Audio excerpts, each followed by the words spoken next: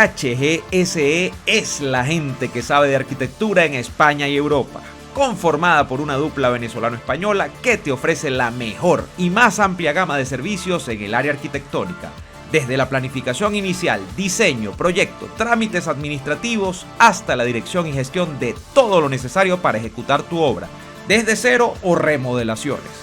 Dale vida y alma a tus espacios con HGSE Arquitectos y hágase tu proyecto realidad. Pasapalos, snacks, canapés. Llámalo como quieras, pero pídeselos a Amarantas Catering, porque pasapalos los hace cualquiera, pero Amarantas Catering te hace una obra de arte. Amarantas Catering es el servicio de catering a través del diseño visual e innovador para mesas y bandejas de aperitivos, requerido para todo tipo de eventos o festividades, utilizando la selección de productos de excelente calidad que solo Amarantas Catering es capaz de llevar a ti. En Miami, Amarantas Catering lleva a tu evento una obra de arte hecha aperitivos. Contáctalos en su Instagram, @AmarantasCatering.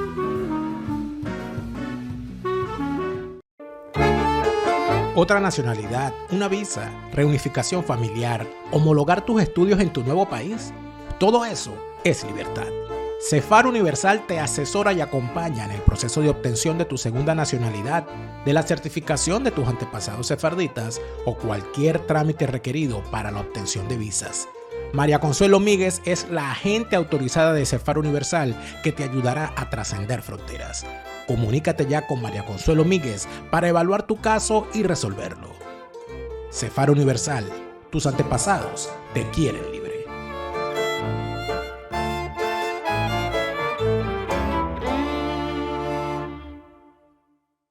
Ese detalle especial que siempre te hará quedar bien lo consigues en Bow Handbag. Las carteras, cinturones y billeteras más espectaculares y de las mejores marcas están en Bow Handbag. Fendi, Gucci, Prada, Valentino, solo productos originales y a los mejores precios, al alcance de un clic. Realza tu apariencia con los accesorios exclusivos de Bow Handbag. Hacemos envíos a todas partes del mundo y dentro de los Estados Unidos es completamente gratis. Visita bowhandbag.com y comienza a brillar.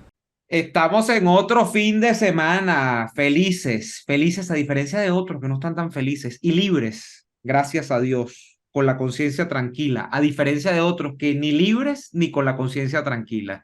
¿Qué semanita hemos tenido en Venezuela con todo lo que ocurrió? Bueno, primero lo primero, que es la educación. Saludos, Daniel, ¿cómo estás? ¿Cómo te va? Estoy muy bien, amigo. ¿Y usted cómo le va? ¿Cómo se No, siente? feliz por lo que acabo de decir, porque cuando uno ve este tipo de cosas, Daniel, cuando le han mentido a uno el cuento por años de que si uno no es corrupto, de que si uno no roba, es un pendejo, de que si uno no está en la pomada, está perdiendo el tiempo, de que si uno no se pliega, porque eso es lo que nos han venido diciendo los últimos 3 años, de que si uno no se pliega al rodillo del establishment que tiene que ver con toda esta gente que lo que hace es hacer negocios sucios con el Estado venezolano, que es meterse a chavistas si sea por mampuesto, porque algunos dicen, no, yo no soy chavista, pero yo estoy haciendo negocio. Cuando uno ve que uno puede, y ojo, toco madera, mantener la cara en alto y puedes sobreponerte a eso y vivir por encima de eso, que es como que el modus vivendi, que aunque Nicolás ahora diga que no, es el modus vivendi que ha proyectado el chavismo durante todos los últimos años. Uno tiene que sentirse feliz. Y yo creo que hay muchos venezolanos que tienen razones para sentirse feliz de no ser, por ejemplo, unos del Aizami. Entonces, bueno, ha sido una semanita dura para el chavismo, para ciertos sectores del chavismo. Esto sigue, hay una jugada en desarrollo, como todos saben. Hemos hablado toda la semana de esto. Daniel ha hecho N programas de esto, yo he hecho N programas de esto. Me han invitado a medios internacionales por esto. He hablado con Alejandro, he hablado con Orlando, he hablado con un gentío de esto y ahora voy a hablar con Daniel de esto porque, aunque no ha terminado la película, ¿tú sabes cuál fue una de las cosas, Daniel, que a mí me escandalizó profundamente? La capacidad infinita de PDVSA para no quebrarse. O sea, porque ¿cuántas veces han quebrado PDVSA? ¿Cuántos robos en PDVSA ha habido? Nada más entre este robo que se está denunciando de 3.000 millones de dólares, supuesto, y el que supuestamente hizo Rafael Ramírez al irse de PDVSA, donde tuvo más de 10 años, que era de 4.800 millones, más todo lo que denunció Jordani, que venía de Cadivi, que eso sale del dinero de PDVSA también, porque todo en Venezuela, en el Estado, sale de PDVSA. Yo, coño, qué noble es PDVSA, ¿no? PDVSA es como una mata así de esa que uno la pone a llevar sol, no le echas agua y la mata ahí, ¿no? Qué increíble porque qué distorsionado al mismo tiempo, ya dejando un poco el humor de lado, qué distorsionado está nuestro patrón de vida nacional, Daniel, donde hay una empresa que tú la quiebras y la quiebras y la quiebras y siempre existe, ¿no? Y es como un caudal infinito para la corrupción. Es increíble. Bueno, pero yo veía recientemente unas cifras, Neomar, a propósito de esto, donde nos decían que oficialmente PDVSA tiene acreencias por 25.000 millones de dólares. O sea, son las deudas de PDVSA, Que se sepa. las que se saben. 25.000 millones de dólares. Pero el asunto es que estamos hablando de lo que significa la PDVSA de hoy. Porque PDVSA, antes hablamos de nuestra industria petrolera, y cuando hablábamos de nuestra industria petrolera, nos estábamos refiriendo a PDVSA y sus empresas filiales. Porque recuerda una cosa, ¿no? Que todo, por supuesto, los más jóvenes no se acuerdan. Yo soy de la época en la que se hablaba de PDVSA y sus empresas filiales. ¿Y cuáles eran las empresas filiales? Maraven, Corpoven y Lagoven. Ujú. Y esto respondía a qué? Esto respondía a que cuando no existía la industria petrolera nacional antes de la nacionalización, habían empresas, las empresas grandes que hacían la explotación petrolera en Venezuela, la, la ESO, La Creol. la Creole y ¿cuál era la Creo que otra? y la Aquí, British, creo, la BP. no, aquí están los A los petroleros petroleros, conectados pero en la creo que NADESI. la BP, la British Petroleum también estaba aquí. No, pero es que habían tres empresas que fueron reconvertidas cuando se hizo la famosa reconversión. Entonces, una pasó a ser Maraven, la otra pasó a ser Lagoven y la otra pasó a ser Corpoven, ¿no? Entonces, creo que era Shell, A la Shell, dice acá también. eso y Yo creo que la Creole, Daniel. móvil Ah, eso, móvil, pues, móvil Creole, no, eso. Creole, creo que era, en fin, las que Creole sean, no, era, no lo Creole sé. era uno porque acuérdate que en RCTV estaba el noticiero Creole. Claro, está muy bien. La que haya sido, fueron reconvertidas y de ahí nace Corpoven, Maraven y Lagoven. Y se conserva, se intenta ordenar, porque eso lo hizo gente seria, ¿no? Se intenta mantener la cultura corporativa para mantener el orden corporativo y que eso no zozobrara. Es Claro. una cosa lógica, ¿no? Inclusive, ahí estuvo inclusive uno de los gerentes de la Creole en su momento, de lo que luego fue Maraven, este señor Quiros Corradi, Imagínate tú. claro. Y creo Que ha que allí fallecido, sí. fue, es que es Maravén, ¿no? Y entonces allí empiezan entonces esos programas de captación de jóvenes. Empieza esto simultáneamente con el programa de becas Fundayacucho. Empieza a mandarse estudiantes fuera del país a formarse para traérselos a la empresa petrolera. Ese cuento nos lo ha hecho muy bien Juan Fernández, que contó cómo él fue formado, ¿no? Total. Y dónde estudió y todo aquello, cómo se volvió a Venezuela y cómo empezó a trabajar, etcétera, cómo empezó en una empresa consultora, después se queda precisamente la. ¿Qué ocurre? Empiezan todas esas empresas filiales, ¿no? Y en medio de todo eso, PDVSA, en el gobierno de Rafael Caldera II, Luis Justi acomete una reforma de PDVSA para que dejar, porque inclusive el hecho de que existieran empresas filiales significaba que esas empresas filiales competían entre sí en cuanto, por ejemplo, al suministro de gasolina. Entonces, habían estaciones de servicio de Corpoven, estaciones de servicio de Lagoven y estaciones de servicio de Maraven. Ujú. ¿Qué hace Luis Justi? Luis Justi unifica las empresas en una sola. Y las estaciones de servicio dejaron de ser Corpoven, Lagoven y Maraven y pasaron a ser PDV. Se eliminaron esas marcas y se unifican y ya no hay empresas filiales. Sola de estas, Corpoven, Maraven y Lagoven. Queda Pequiven, se dedicaba al tema del petroquímico. Queda Intesa, que era la encargada de todo lo relacionado a la inteligencia o a la información, ¿no? Había una que era la dedicada al conocimiento, el CIET de PDVSA, ¿no? Que era Ujú. el centro, estaba Intevep, y estaba la del gas, ¿no? Enagas, creo que se En llamaba, ¿no? Agas, correcto. Que ahora después le pusieron PDVSA Gas. Bueno, ¿qué ocurre? Que allí se generó un conflicto Porque si bien todos estaban de acuerdo en que era una buena medida desde el punto de vista corporativo unificar todas las empresas en una sola, empezó un conflicto, surgió un conflicto porque quien acomete la unificación es un hombre que viene de Maravén. Y siempre se acusó a dicha unificación de haber sido una imposición de la cultura corporativa de Maravén por encima de las demás. Es decir, acusaban a Luis Justi de, como era un hombre de Maravén, haber maravenizado a PDVSA. Es decir, no arrasó con la Gobern y con Corpoven porque él era el presidente de la empresa, él era de Maravén y se impuso la doctrina Maravén. Eso era lo que se decía. Que eso es importante. ¿Por qué? Porque uno nunca entiende en el presente de dónde vienen ciertos resentimientos y ciertas cosas hasta que revisa. Entonces, ¿qué pasó? Que ahí quedaron muchos orgullos heridos. Ahí quedó mucho resentimiento. ¿Y tú crees que de ahí viene el germen de cierto sector de los petroleros de aplaudir la embestida de Chávez hacia principios de la década de los 2000? Claro, hubo mucha gente del sector. Es más, ahí empezó otra cosa. Ahí empezó la guerra contra PDVSA. Y Ahí estamos empezó la hablando guerra de contra qué años, PDVSA. Daniel, el principio de los 90, ¿no? Segundo gobierno de Caldera. De Caldera, yo recuerdo. Claro. Allí empezó la guerra contra PDVSA. Allí empezaron a hablar de que PDVSA era una caja negra, de que PDVSA era un barril sin fondo, de que PDVSA era inauditable, de que PDVSA era un estado dentro del estado. Y empezaron a presentarse escándalos. Un escándalo. ¿El escándalo cuál fue? Que PDVSA tenía una flota de aviones y que el ministro de Energía y Minas de la época, Erwin Arrieta, había usado uno de los aviones de PDVSA, le habían dado una cola, las colitas de PDVSA. Ese fue el escándalo. Las colitas de PDVSA. Ese fue el escándalo. Que habían usado un avión. El ministro de Energía y Minas había usado el avión para hacer un viaje privado.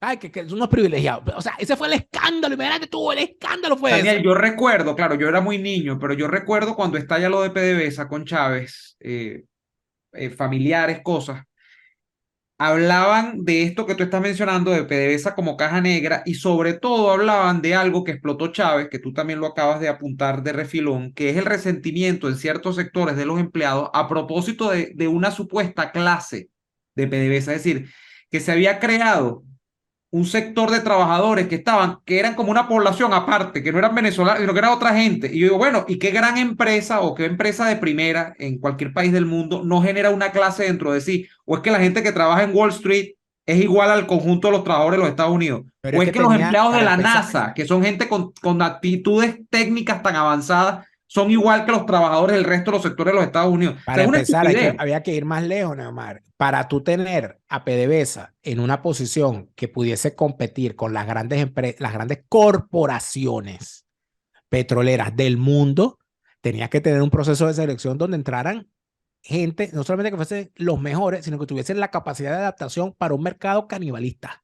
Porque Claro, el tema petrolero era una cosa, mira, los cuentos del negocio petrolero, estoy hablando bueno, las cosas que hay en África, por ejemplo, manda una gente, eso es a tiro, amigo. O sea, ya estamos hablando de otros temas y otras cosas. Entonces, cuando tú ves algo como eso y que empezó ese ataque y todo aquello, de todos esos resentimientos, entonces, empleados que no eran bien evaluados y entonces, o quedaron por fuera de la cuestión, también ocurrió en la CanTV. Cuando la CanTV se privatiza, no hubo tanto resentimiento como en los procesos posteriores de creación de empresas de terceras empresas dentro de CanTV, que fue algo muy bueno y muy eficiente y que benefició a la gente. ¿Qué ocurrió en la CanTV? Que en la CanTV, en determinado momento, siendo la CanTV privada, decidieron hacer una reestructuración. ¿Cuál era la reestructuración? Necesitamos sacar, creo que fue una cosa así como 1.500 empleados, 2.000 empleados, como que era una cosa. Después de la privatización, todo el gobierno de Caldera, segundo gobierno de Caldera. Entonces, ¿qué dijeron los tipos? Necesitamos sacar 2.500 empleados. Entonces, ¿qué hicieron? Ofrecieron una cosa que se llama una cajita feliz, donde los empleados renunciaban a la jubilación, si las tenían próximas, tenía que tener un número de años, renunciaban a tu jubilación, pero te daban hasta una liquidación triple. Ya te pagamos el triple de lo que tienes. Y además de eso, te daban la oportunidad de convertirte en concesionario y tener tu empresa y darle servicios a la CanTV. Te garantizaban que te iban a contratar. ¿Qué pasaba? Bueno, que CanTV empezó a eliminar el departamento donde tenían las cuadrillas para servicio técnico, y un trabajador que tenía experiencia allí y que era un técnico calificado se acogía a su jubilación, a su liquidación triple, A este beneficio, pues sí. se compraba un apartamento o una casa o arreglaba su casa, se compraba un carro, montaba su empresita y tenía esa empresa que si Servicios Técnicos Neomar SRL, y la CanTV lo contrataba y él seguía haciendo el mismo trabajo, pero pasándole una factura a la CanTV por los servicios que él hacía. ¿Qué pasaba? Que tú llamabas y decías, mira, que tengo una avería aquí en la casa, ¡pum! Aparecía la camionetica de Neomar SRL, El que era una prestador de empresa servicio privada, privado, claro. que Ujú. resolvía la cosa y él se entendía con la CanTV. Ahí no había, no, mira, que dame para lo fresco. Ahí no había, no, si tú me das tanto, yo te lo arreglo. Y eso también empezó a crear una serie de cosas y de resentimiento, porque entonces, no, estos privilegiados, esta cosa, tal, a él sí le dieron, a mí no. Y sobre todo eso cabalga Chávez, porque Chávez no cabalga Pero, ahí en el desierto. Chávez cabalga sobre un suelo fértil de una cantidad de resentimiento, una cantidad de cosas. Pero yo insisto, Daniel, o sea, ¿cómo es posible que aquí PDVSA, bueno, es más que preguntar cómo es posible que PDVSA sea quebrada tantas veces y no pase nada? ¿Cómo es posible que el petróleo venezolano dé para tanto y que enriquezca a tantos, pero a la vez a tan pocos? ¿Cómo vamos a hacer nosotros con PDVSA de cara al futuro? Y ese es un debate que se ha planteado incluso en las últimas semanas. Como ahora está de moda ser candidato presidencial, como ahora está de moda hacer campaña, entonces sacar temas, que si el que fue empresario, que no fue empresario, que si el que es un hombre exitoso, una mujer exitosa, que si no sé qué. Empezó un debate en uno de estos azares, y entonces empieza el tema con PDVSA. Ahí vino Capriles, por cierto, que Capriles dice que el petróleo del pueblo no se lo pueden quitar. Entonces, cuando tú tienes una mentalidad de esa naturaleza, un caballero que, mira, si no tiene un gran chance de ser candidato presidencial, yo estaría loco entonces, porque yo creo que Capriles tiene un gran chance de ser, de acuerdo a los arreglos de lo que necesita el chavismo, volver a ser candidato presidencial. Entonces, aquí estamos no solo frente a la tragedia de la denuncia de 3.000 millones de dólares que se perdieron, que uno no sabe, eso es cuento, o sea, eso de si son 3.000, yo estoy seguro que es muchísimo más, y tú acabas de citar una cifra que es espeluznante, 25.000 millones de dólares en deudas, en deuda. ¿Qué vamos a hacer nosotros con PDVSA? O sea, yo creo que aquí no hay otra, Daniel, es que cuando tú tienes una deuda de ese calibre, el único camino que le queda a PDVSA es efectivamente, yo no sé si la apertura de Luis Justi, pero aquí PDVSA tiene que abrirse a los capitales extranjeros porque, óyeme bien, la inversión que requiere una industria como la petrolera venezolana no la va a poner nadie si no son unos capitalistas extranjeros que vengan a ver acá una gran posibilidad de duplicar o triplicar su rentabilidad. O sea, aquí nadie, no hay capacidad para recuperar PDVSA por mano propia, creo yo. Y aquí lo que toca, y aquí lo que viene, es una gran sinceración de la PDVSA que tenemos y la que tenemos que tener. Entonces, mira, yo no estoy de acuerdo con que yo estoy de acuerdo con la reducción del tamaño del Estado. No soy minarquista, no pienso que el Estado debe desaparecer. ajá. Pienso que lo que sí debe desaparecer es el Estado empresario. El Estado dueño de empresa, a mí eso no me convence. Entiendo que hay algunas áreas específicas, como por ejemplo el tema del transporte. Yo que lo estoy viviendo aquí en el país donde estoy, ¿no? Aquí en este momento en la ciudad donde yo estoy hay por tercera vez una huelga de transporte que nos tiene a todos alterados, y es de un sindicato socialista, que es raro. Ujú. Pero de alguna manera el tema yo ahorita que entiendo lo importante que es un buen sistema de transporte público, porque un buen sistema de transporte público garantiza la productividad de un país. Que tú puedas olvidarte hasta del carro, o sea, todo eso, y que no afecte tu presupuesto, y que el servicio esté siempre allí, contribuye a la productividad. Pero con Total. respecto a PDVSA, y qué hacer con PDVSA y todo lo que puede pasar, es que el asunto es el siguiente, es que ya nosotros antes hablamos de industria petrolera, es lo que te decía al principio, ya nosotros no tenemos industria petrolera. PDVSA no tiene una industria. PDVSA a lo que llega es a comercializar. PDVSA es una comercializadora. PDVSA, lo que es la exploración, la extracción, la refinación, todo eso, PDVSA lo que está comercializando, y está comercializando crudo o distribuyendo el negocio. El Estado, no hay una industria, lo que hay es, no, mira, bueno, saque ese petróleo de ahí, pues, y me da tanto, y mándelo para allá, para Cuba, y tráemelo para acá. Aquí lo que hay es Que trasiego. se parece mucho, Daniel, se parece mucho a lo que era originalmente el tema petrolero en Venezuela, que Ni era dar siquiera, concesiones. Ni dar siquiera, concesiones para que ni la siquiera, explotaran los... Neomar. No, ni siquiera, porque en aquel entonces había un marco jurídico para el otorgamiento de concesiones. Bueno, En había aquel sido entonces había un exacto. marco jurídico para lo que tenía que ver con esa explotación. Ahorita no. Ahorita te sale un mamerto como Capriles o un imbécil de sopirote como cualquiera de esos que están allí, a hablarte de lo que dice la Constitución sobre la propiedad de PDVSA y tal, sin darse cuenta que están defendiendo la Constitución de Chávez, número uno, y sin darse cuenta que están defendiendo un inmenso punto que genera pobreza, que expolia a los venezolanos. Y ¿Por que qué? quizás están defendiendo lo que no existe, Daniel, que es una PDVSA, que es una ilusión. Eso no existe ya. Pero es que yo pienso una cosa, la cosa es PDVSA, crea otra empresa, porque ya PDVSA no existe, crea otra empresa y que esa otra empresa sea la encargada de comercializar y la vendes, pagas la deuda de PDVSA, yo a PDVSA, pero si tiene 25 mil millones de dólares en deuda, ¿qué hago yo con eso? ¿Quién Yo voy a paga tener eso? que pagar todas esas deudas, todas esas Claro, creencias. sí. Yo lo que creo es que que estos estúpidos, tanto los que dicen que hay que privatizar PDVSA como los que dicen que no hay que privatizarla porque la Constitución dice tal cosa, son unos imbéciles que están desviando la atención. Porque lo verdadero que hay que decir es que, número uno, el Estado no puede seguir siendo empresario. Número dos, el petróleo no puede seguir siendo potestad del Estado, sino que si yo tengo un terreno y allá abajo el petróleo, ese petróleo es mío, porque el subsuelo, lo que hay, lo que yo me compré esta lengua de tierra, bueno, lo que está encima y lo que está abajo es mío, punto. Vamos a superar eso de las 7 partidas de Alfonso el Sabio y de toda esa vaina, vamos a superar eso. Lo que está debajo del subsuelo es mío. Y quien lo quiera extraer, que venga y negocie conmigo. Te lo vendo. ¿Cuánto es? Dame acá lo mío. Toma lo tuyo. Se acabó. Basta del Estado intrépito en la riqueza. Porque entonces el Estado es rico, pero la nación es pobre. Que es lo que estamos viviendo ahorita. ¿Por qué no quiebra? Porque pasa que... Porque el Estado es inmensamente rico. El Estado renueva. Y el Estado son ahorita 300 personas. Una camarilla de 300 personas, no más. Eso no llegan a 500. Son 300 coños de madre. Y por eso es que se matan de la forma en que se matan. Porque cuando empiezan a aumentar, no, ¿cuántos hay aquí? No, ya va, 500, hay no, que mátame a rebajar, 200. hay que reducir personal No, aquí, no, hay ya que aquí, reducir personal aquí aquí. caben 300 nomás, mátame a 200. ¡Pum! Y en eso están ahorita. Es eso lo que se trata. Exactamente, porque, Eso es lo que se trata. porque un criterio de nomenclatura, que es las élites que se producen dentro de regímenes como este, totalitarios, autocráticos, como quiera usted llamarle, es que la nomenclatura es limitada, si no deja de ser nomenclatura. Usted no puede generalizar el privilegio y estos regímenes dan ciertos privilegios justamente a un número reducido de personas. Cuando ese número comienza pues a echar frutos, allí se descontrola la fiesta y no se puede. Daniel, y yo quiero cerrar con lo básico que nadie ha dicho, y es como Tarek El Aissami era ministro de petróleo. Nosotros pasamos de tener a Pérez Alfonso, que hizo la política petrolera de este país, a presidentes que entendían de petróleo. Bueno, a tener a Maduro, que uno no cree mucho que entienda, pero si uno está seguro de algo, es que Tarek El Aissami no debe saber, pero ni un ñame de petróleo. O sea, ¿de dónde puede saber Tarek El Aissami algo de petróleo? Un tipo que no tiene nada que ver con el mundo petrolero, que no tiene experiencia alguna y que lo pusieron ahí, hay que decirlo, es a cuidar unos reales.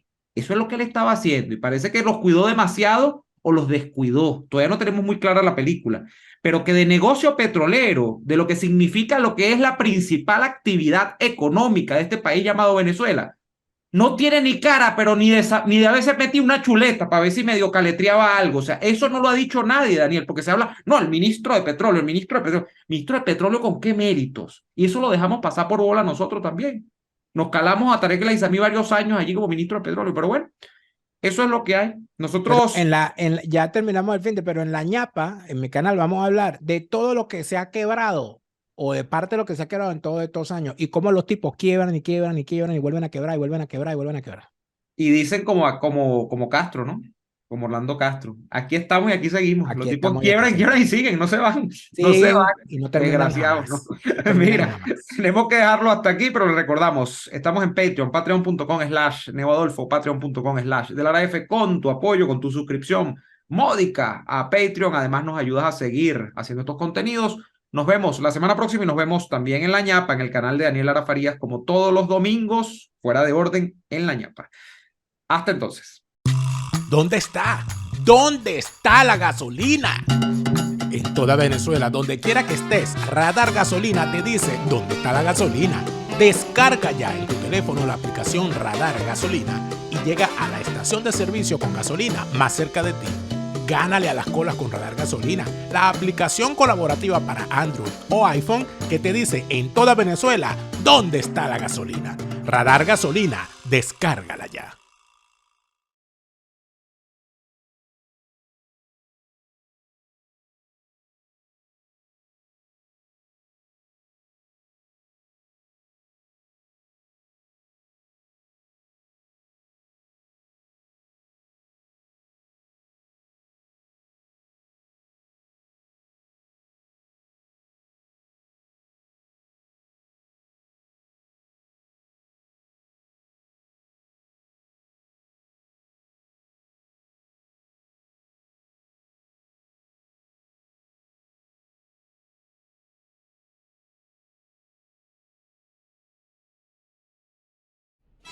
Los secretos mejor guardados de Escocia puedes descubrirlos tú mismo completamente en castellano. Hablemos de Escocia en castellano te lleva a pasear por Escocia en visitas guiadas completamente en castellano. Ideal para grupos familiares o pequeños grupos de amigos. Hablemos de Escocia en castellano es el aliado para descubrir los misterios del lago Ness, la maravillosa Edimburgo, el encanto de sus castillos y por supuesto el whisky escocés que tanto nos gusta. Síguelos en Instagram como Hablemos de Escocia en castellano y descubre los secretos mejor guardados de Escocia.